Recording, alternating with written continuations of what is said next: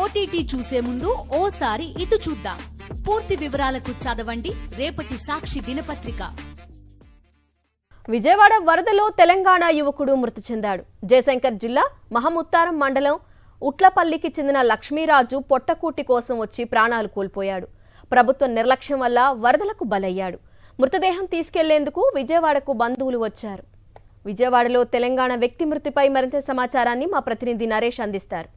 విజయవాడలో చోటు చేసుకున్న వరద తీవ్రత బీభత్సం అంతా ఇంత కాదు. ఎన్నో కుటుంబాల్లో తీవ్ర విషాదాన్ని నింపింది. తెలంగాణ చెందిన ఓ యువకుడు ఈ వరద ముప్పులో ప్రాణాలు కోల్పోయాడు. కేవలం ప్రభుత్వం తీసుకున్న అలసత్వ నిర్ణయాల కారణంగా ఎన్నో ప్రాణాలు కోల్పోయాయి. ప్రస్తుతం మనతో పాటు అతని బంధువులు ఉన్నారు. చెప్పండి, ఎవరండి చనిపోయిన వ్యక్తి? మీకు ఏమవుతారు? అదేవిధంగా మీరు ఎక్కడి నుంచి రావడం జరిగింది? మాది మహముతారం విలేజ్, మండల్ మహముతారం ఊట్లపల్లి అనే గ్రామంలో పర్సన్ వచ్చేసి లక్ష్మీరాజు, మా జయశంకర్ జిల్లా. ఇక్కడికి వచ్చి జీవనాధారం కొరకు ఈ వర్క్ చేయడం జరిగింది. ఈ వరదల కారణంగా మృతి చెందడం జరిగింది. అక్కడ నుండి వచ్చిన మాకు ఇంటిమేషన్ ప్రకారం వరదలో తప్పిపోయిన అని తెలియడం వల్ల మేము మా విలేజ్ నుండి వచ్చినాం. లక్ష్మీరాజు ఏం పని చేస్తుంటాడు? ఎన్ని రోజులు అవుతుంది విజయవాడ రావడం? ఎన్ని రోజులు అవుతుంది? మీకు ఏంటి సమాచారం ఇచ్చారు? ఫ్లెక్స్ వర్క్ చేస్తుంటాడు. ఫ్లెక్స్ వర్క్స్ జీవన అభివృద్ధి కోసం ఇక్కడికి వచ్చాడు. వచ్చిన తర్వాత నైట్ వరద వచ్చిన వాళ్ళే అకస్మాత్తుగా మరణం చెందడం జరిగింది.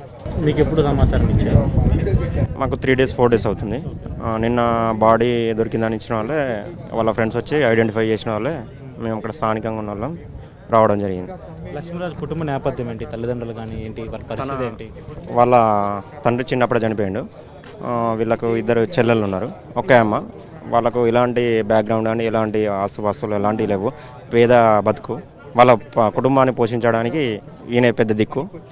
ఇక దీని విషయంలో ప్రభుత్వం కూడా కొంచెం చర్యలు తీసుకోవాలి. ఎందుకంటే వాళ్ళకు జీవన ఉపాధి కల్పించడం కోసమైనా కూడా ఏదైనా ఎక్స్గ్రేషియా ప్రకటించాలని మేము ప్రభుత్వాన్ని కోరుకుంటున్నాం. అతి చిన్న వయసులోనే లక్ష్మీరాజు తన కుటుంబం భారణ మొత్తాన్ని కూడా భుజాల వేసుకొని విజయవాడకు వచ్చాడు. అలాంటి లక్ష్మీరాజు ఇప్పుడు లేడు. ఖచ్చితంగా వాళ్ళ చెల్లెలకు కానీ వాళ్ళ తల్లికి కానీ అందరికి కూడా ఎటువంటి ఆధారం కావాలి. మరి ప్రభుత్వాన్ని మీరు ఏమి డిమాండ్ చేస్తున్నారు? మీ తరపు నుంచి వారికి ఏ విధంగా న్యాయం కావాలని కోరుకుంటున్నారు? ఏదో కానీ వాళ్ళ చెల్లెళ్ళు అయినా అమ్మ అయినా కొద్దిగా ఏదైనా పునాది ఆధారం కనుక ఇవ్వాలని కోరుకుంటాను. ప్రభుత్వాన్ని ఖచ్చితంగా మేము డిమాండ్ చేస్తున్నాం. ఖచ్చితంగా వాళ్ళ కుటుంబాన్ని ఏదో విధంగా ఇలాగా ఆదుకోవాలని మేము ప్రభుత్వాన్ని వేడుకుంటున్నాం. మరి చనిపోయి 3 రోజులు అవుతుంది అంటున్నారు. కనీసం డెడ్ బాడీ ఇవ్వడానికి 2 రోజులు ఎందుకు పట్టింది? పోస్ట్ మార్టం అయిందా? ఏ స్టేజ్లో బాడీ ఉంది అని గమనించారా? ఎక్కడ ఫ్లోటింగ్ వాళ్ళు చనిపోయాడని చెప్పారు ఏమైనా?